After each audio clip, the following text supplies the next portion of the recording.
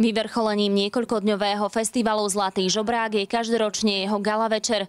Tento rok sa ho okrem účastníkov festivalu zúčastnili aj veľvyslanci z USA, Izraela, Turecka, Talianska, generárni a honorárni konzuli, primátor mesta Košice aj starostovia mestských častí. Gala večer ponúkol prírez toho najlepšieho za posledných 20 rokov, odkedy festival prebieha. No asi najočakávanejšou časťou bolo oceňovanie najlepších filmov, ktoré sa zapojili do súťažnej časti festivalu. Z 81 filmov boli v 3 súťažných kategóriách ocenené tie najlepšie. Cenu mladého autora získal film z Belgicka s názvom Electric Indigo. Z produkčných spoločností porota ocenila film La Paráda zo Španielska a v kategórii lokálne televízie si sošku Zlatého žobráka odniesol film Sover od poľského režiséra.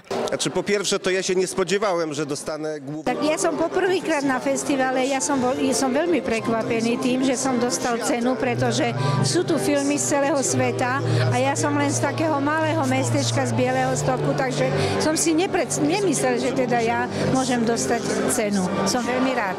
Cením si veľmi, že porota ocenila tento film, pretože v súčasnosti si ľudia viacej cenia peniaze, ženú sa za majetkami a práve hlavný hrdina tohto filmu je obyčajný človek, ktorý vlastne sa teší z obyčajného jednoduchého života a práve toto je také hlavné, myslím si, že v tomto filme. Medzinárodný festival lokálnych televízií Zlatý žobrák je najväčším a jediným podujatím svojho druhu v Európe.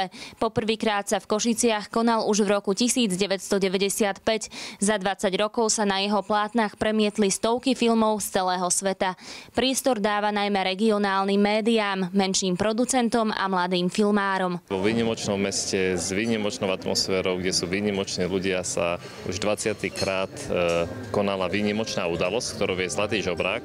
A v tomto roku bol výnimočne veľký. Boli tu zastúpené krajiny, ktoré doteraz sme tu nikdy nemali.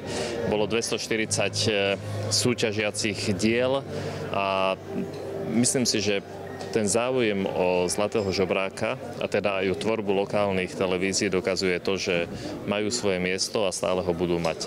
Každý rok boli vyzbierané peniaze z gala večera použité na zorganizovanie ďalšieho ročníka festivalu. Tento rok však poputujú Srbsku a oblastiam, ktoré postihli povodne.